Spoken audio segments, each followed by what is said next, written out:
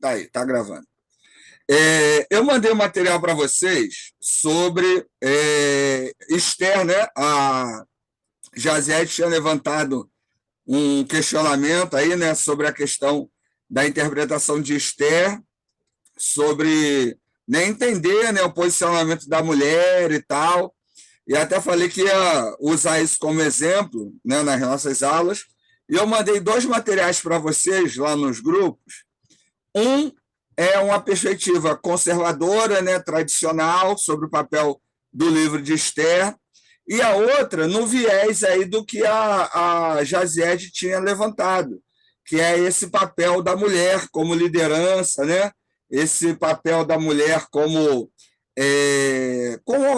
um elemento mais ativo na sociedade e as implicações políticas que isso poderia gerar. Até o título do artigo é isso, né? Olha só o título do artigo, deixa eu ler aqui no celular. As ressonâncias bíblicas dos livros de Ruth e Esther na reflexão sobre a condição feminina nos dias atuais. Então, esse é o tipo de abordagem, né? E hoje eu queria justamente falar sobre isso, sobre esses tipos de abordagem, né? Que a gente, quando lê a Bíblia, você pode até não perceber, mas você lê a Bíblia a partir de uma abordagem. E a gente precisa ter isso consciente. Então, na aula hoje de exegese, que aí vai servir tanto para o antigo como para o novo, eu queria mostrar para vocês, pelo menos, essa perspectiva das abordagens, né? Como é que cada abordagem vai influenciar a maneira como lemos. E que vocês, conscientes ou não, já são influenciados por determinadas abordagens. O ideal é que você tenha isso e faça isso de maneira consciente. Porque ao fazer isso de maneira consciente, o material que você vai ler, né, a maneira como você vai preparar, né, os seus conteúdos, isso vai influenciar a maneira como você lida com a igreja, a maneira como você lida com a educação religiosa, com tudo que você vai fazer na igreja. A sua parte devocional, né, a maneira como você ora, tudo isso está influenciado pelas abordagens nossas, né? E às vezes a gente não percebe isso. A ideia não é dizer qual é melhor, qual é pior, mas é apenas a gente pontuar a existência de abordagens, né? Algumas que já são mais comuns e outras nem tanto, né? No caso do livro de Esther, esse artigo que eu mandei, né, que fala sobre essa perspectiva mais politizada, vai falar do livro de Esther e do livro de Ruth. O outro material, mais conservador, vai falar só do livro de Ruth. Para qualquer tipo de abordagem, é sempre assim, todos os autores sempre vão falar sobre a questão de data, né? Sempre vão dar o seu objetivo, sempre vão estabelecer o conteúdo. Agora, dependendo da maneira como as pessoas abordem esses assuntos, o conteúdo e o objetivo vai diferenciar. Calma aí, rapidinho. Deixa eu pausar aqui rapidinho. Calma aí. Então, uns R$ 30, eu acho. Voltei, galera. Então, né, como eu estava falando, cada um vai dar a sua abordagem. Um exemplo, vou dar um exemplo do livro de Jó, né, um livro aí do Antigo Testamento. Então, nós temos a abordagem, né? E aí, aqui, essas abordagens, cada uma delas vai ter o seu método exegético, vai ter a sua maneira de aplicar, né? Quando a gente fala de método exegético, é a maneira de extrair o sentido do texto. Quando a gente fala de metodologia hermenêutica, é a maneira em que a gente aplica esse sentido. De maneira geral, quando falamos de exegese, você está englobando tudo, né? A maioria dos livros coloca tudo junto. Mas o trabalho exegético e o trabalho hermenêutico, eles vão ter as suas diferenças. Então, só para relembrar, as principais correntes e abordagens que a gente tem. A gente tem a fundamentalista, que é aquela que olha o texto bíblico da maneira como ele chegou na pessoa, chegou em português, né? Chegou naquele formato. Então, a pessoa vai trabalhar a partir da maneira como o texto chegou a ela. A gente tem a abordagem doutrinária, que é a doutrina que vai dizer para a pessoa como ela lê a Bíblia. A gente tem as abordagens críticas, né? O método histórico-crítico, o método pragma-linguístico, e a abordagem político-social, que tem como base a teologia da libertação, que é essa leitura que vai ler o texto a partir das realidades políticas, sociais, econômicas e ideológicas. Então, nessa abordagem, vai se tentar entender de que maneira o texto influencia esses campos, né? Políticos, sociais, econômicos e ideológicos. Tanto quando ele estava sendo escrito, como ele influencia hoje para quem está lendo. Então, de maneira geral, a gente tem essas 4 formas de abordar o texto. O fundamentalista vai ler o livro de Jó e vai ler da maneira que está ali. Não vai questionar. A maneira como o texto chegar a ele vai ler e acreditar. Então, o fundamentalista, entenda uma coisa, gente. Essas abordagens, elas não são apenas para a Bíblia. Elas são, inclusive, maneiras de ler o mundo. Porque nós temos o fundamentalismo político e ideológico. O maior exemplo disso foi há 4, 8 anos atrás, aí, né? Quando teve a eleição entre o Bolsonaro e o Lula, né? Que ficou aí aquela guerra e que famílias se separaram. Nós tivemos, naquele tempo, o fundamentalismo político e ideológico muito forte, né? De quem defendia um lado e o outro. E isso é uma demonstração de que o fundamentalismo não é apenas uma forma de ler a Bíblia. Isso tem a ver com outros campos, outras áreas do saber. Por exemplo, existem professores que não abrem mão de passar matéria no quadro, que não abrem mão de passar dever de casa. Eles são extremamente apegados a métodos que já estão extremamente ultrapassados. E você vai conversar com um professor desse, ele quase quer te matar, porque ele vai dizer que há 40 anos dá aula assim e nunca teve problema, e você vai perceber que os resultados deles são diferentes dos outros, que têm métodos mais modernos. Então, o fundamentalismo ele está presente na área religiosa, né, nos costumes, né, na política, e em todos os campos aí da área humana. Então, quando falamos de fundamentalismo, é quase que uma maneira de ler a vida. Você nunca vai ver alguém que lê a Bíblia de maneira fundamentalista tendo uma mentalidade aberta, que dialoga com aquilo que é diferente, normal, né? Sem ter grandes problemas. Por quê? Porque aquela visão vai permear toda a vida da pessoa. Não estou dizendo que é bom, não estou dizendo que é ruim, não estou dizendo que é certo ou errado. A ideia aqui é pontuar, tá certo? Já a leitura doutrinária é aquela leitura que você não faz sozinho. É aquela leitura que você não tem liberdade. Lembrando, isso existe em todas as áreas da vida humana. Existem aquelas pessoas que não tomam decisões sozinhas.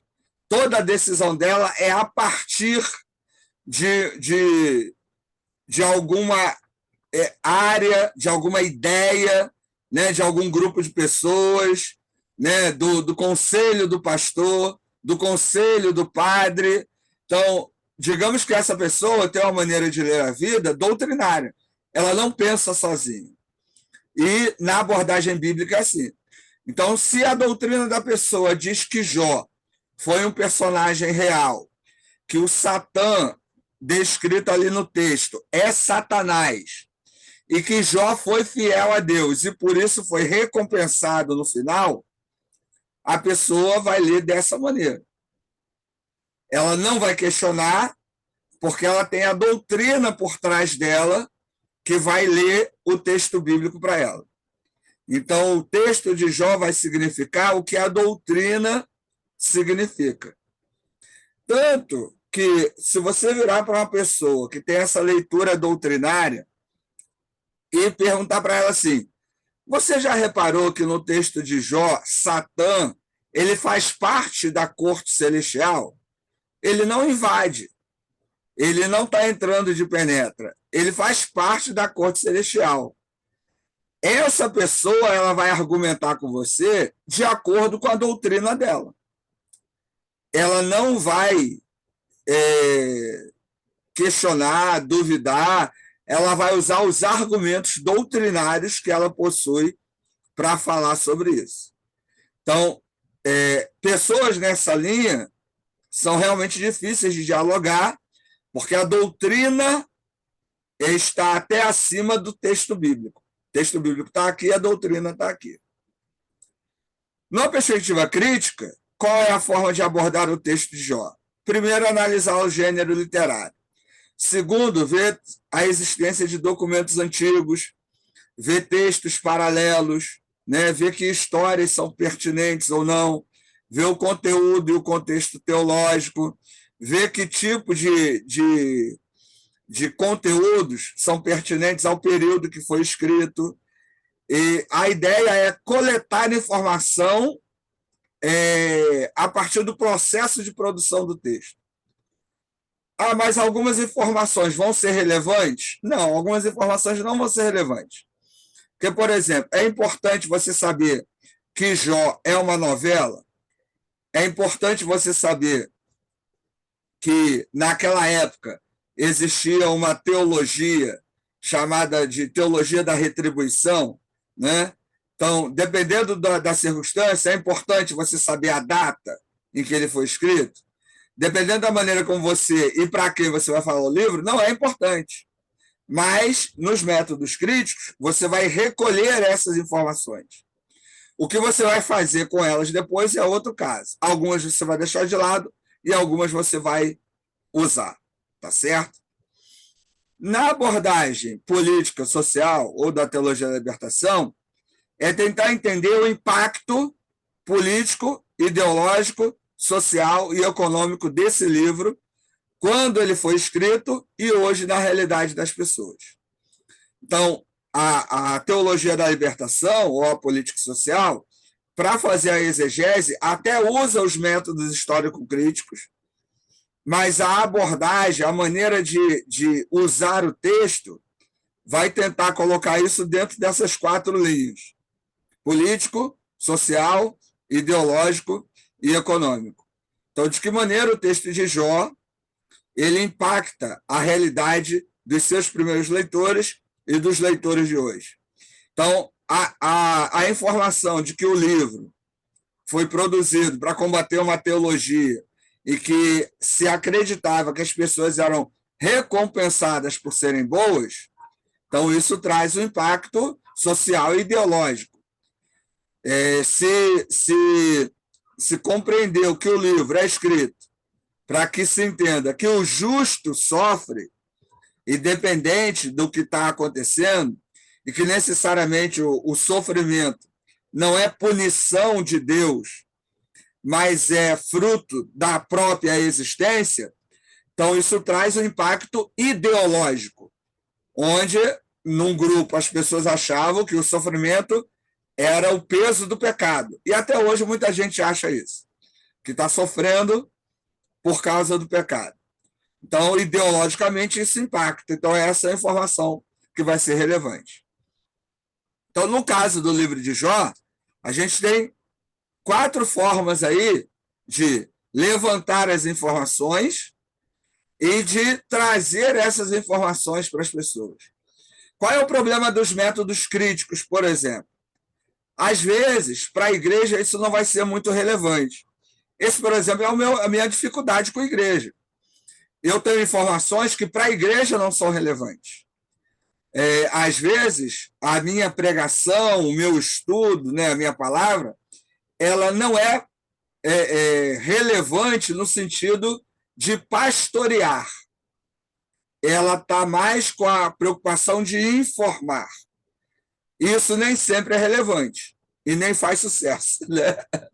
E, às vezes, uma mensagem com menos informação mas com um cunho mais pastoral, causa mais impacto do que esse tipo de informação. Então, algumas abordagens vão funcionar melhores em determinados grupos do que em outros, né? E isso é legal a gente poder se identificar para que a gente até saiba, né, o tipo de trabalho que a gente desenvolve, né, o tipo de público que vai nos ouvir, e não ficar com aquela de que ficar copiando os outros para agradar as pessoas, e realmente a gente criar a nossa própria identidade. Então é bom, né, esse tipo de autoavaliação. Vamos para. Quer falar, Jair? É, assim, Ricardo, eu tenho percebido em alguns pastores, não vou citar o nome de que está gravando, Pode citar, mas irmão. assim, Somos uma família não, aqui. vou citar não, vou citar não, mas assim, eu vejo que ao ler a Bíblia, na sua leitura e interpretação bíblica, é extremamente fundamentalista, ao ponto de nem abre a opção de um debate crítico, não Sim. abre, relativamente, relação à leitura bíblica, interpretação bíblica. Mas, ao mesmo tempo, ele faz uma leitura social honesta. Assim, tipo assim, vou dar o exemplo de dízimos e milagres. Ele, ao falar com a igreja sobre esse assunto, o texto não está falando de dar dinheiro para a igreja e que não vai acontecer curas na igreja, isso vai depender da vontade de Deus. Então, e tem uma abordagem social de mundo aberta. Aí parece ser contraditório, né? O cara é fundamentalista, mas ao mesmo tempo é mente aberta. É Não, só vamos pensar o fundamentalista, seguinte, Jair. não. Quando a gente fala de uma leitura fundamentalista, a gente está falando de um método. Não é Entendi, necessariamente aquela entendi. pessoa que está fechada a tudo, né? Mas, por exemplo, se você pegar um texto da Bíblia, um fundamentalista, ele não vai questionar esse texto a ponto de querer saber que documento produziu o texto. Ele pode ter uma leitura até um pouco mais flexível do que outros, né? Foi até numa outra matéria, eu mandei 2 vídeos sobre Gênesis, que os autores eram fundamentalistas, mas tinham perspectivas diferentes sobre Gênesis e Êxodo. Então, isso é possível. Mas quando a gente fala que a pessoa é fundamentalista, é que ela não vai questionar o documento. Por exemplo, eu estava ouvindo uma mensagem e aí o pastor estava falando alguns detalhes que, na cabeça dele, eram parte do texto. Mas não era. Ele falou algo que não era parte do processo de construção do texto, né? Os documentos que produziram o texto não concordavam com aquilo que ele estava falando. Mas ele não está preocupado com isso. Acabou a mensagem, era meu amigo, virei para ele e falei: Ô Mané, isso que você falou não tem nada a ver com o processo de produção do texto. Ele, que, sei lá. Eu falei: não, eu só estou te avisando, para da próxima vez você não ficar falando besteira aí. Mas assim, esse é o tipo de informação que, para ele, para o público dele, não interessa, entendeu? Mas ele necessariamente não pregou ruim. A mensagem não foi ruim, ninguém foi para o inferno por causa disso, né? Então, mas há um método de leitura do texto, né, de abordagem.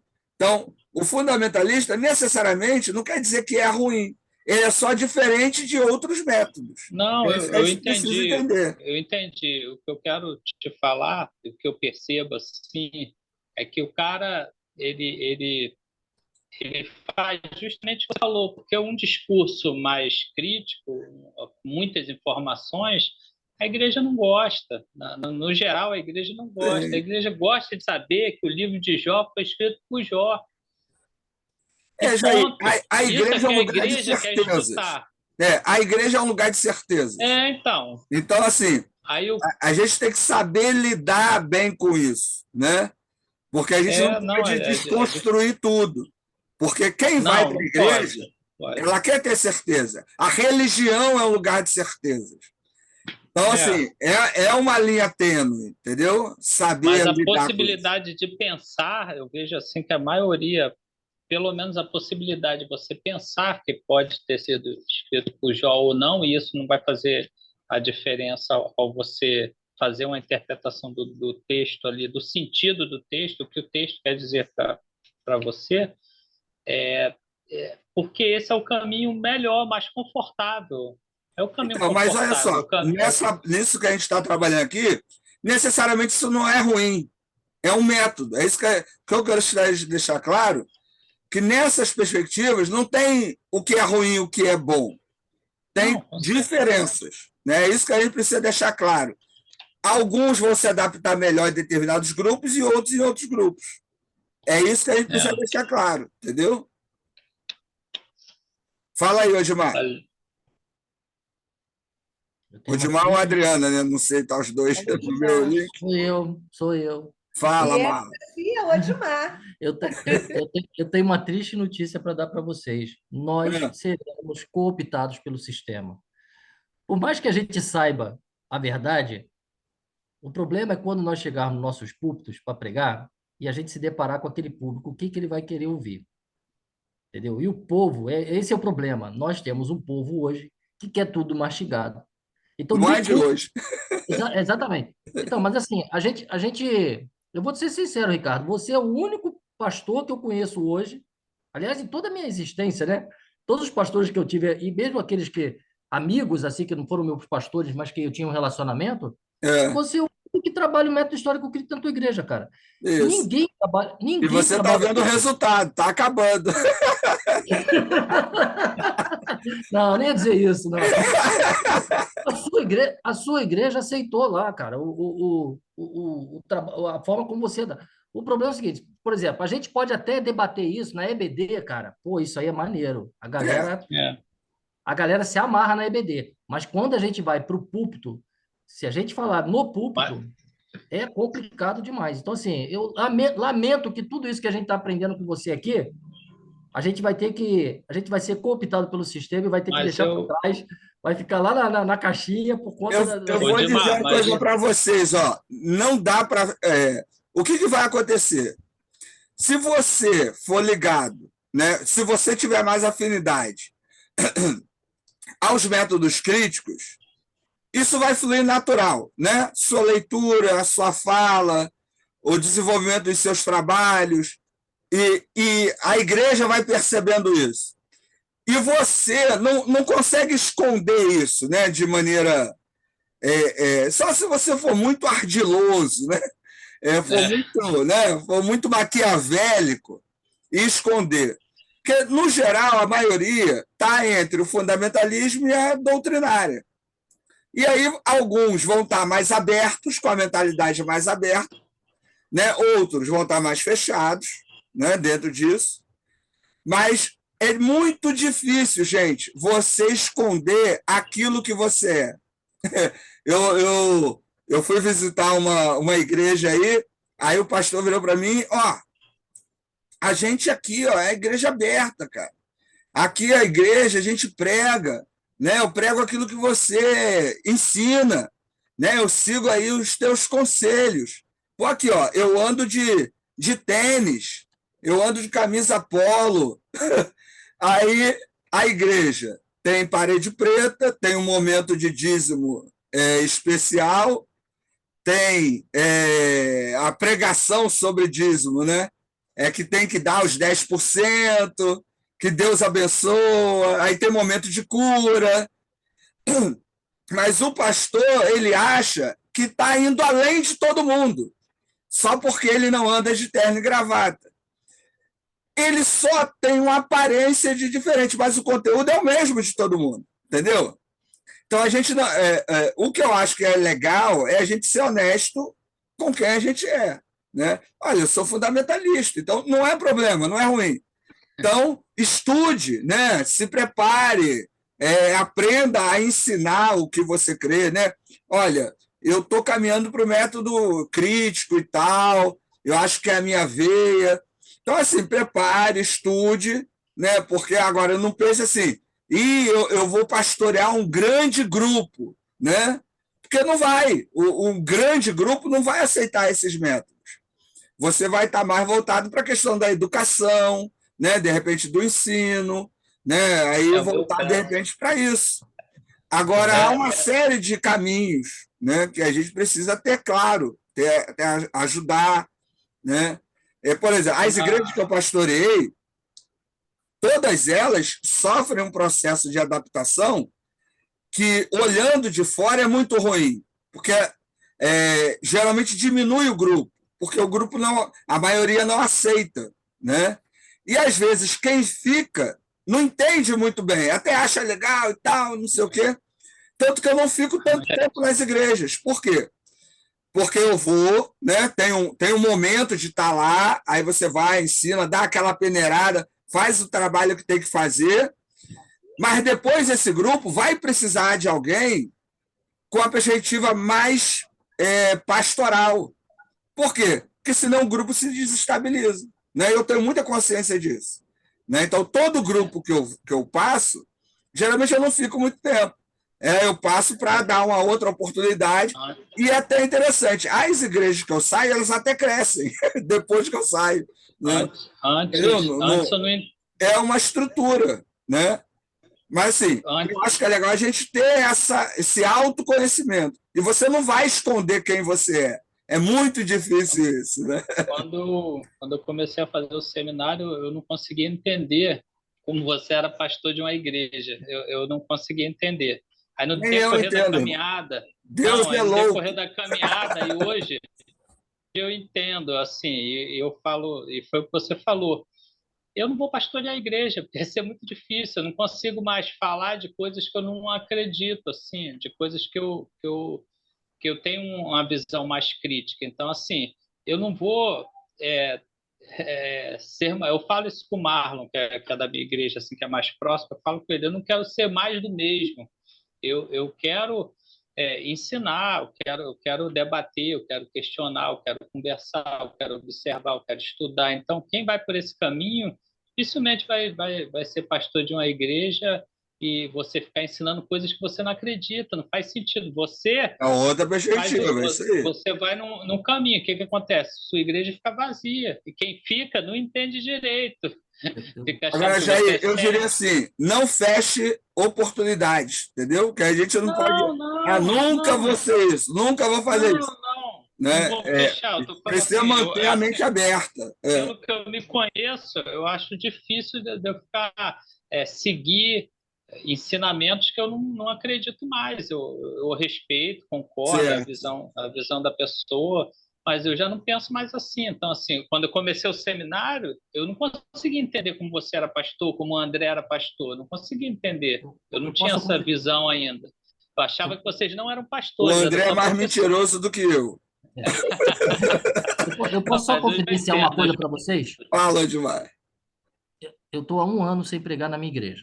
Olha aí, ó. Tá em pecado, irmão? Eu estou pregando, não. Estou pregando em outras igrejas. Deixei de pregar 1 ano na minha igreja. Domingo agora, eu vou pregar na minha igreja de novo. Domingo à noite. Depois de 1 ano. Depois de 1 ano.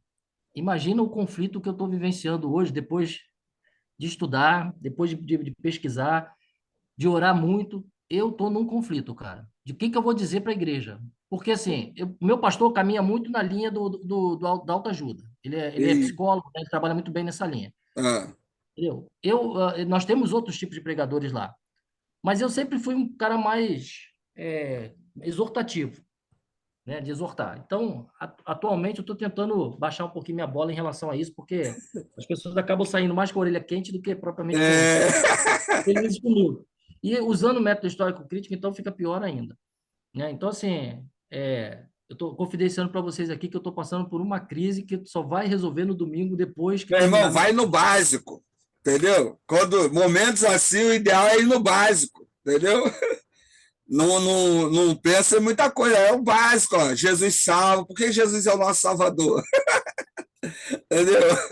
O que é a graça de Deus? É o básico, entendeu?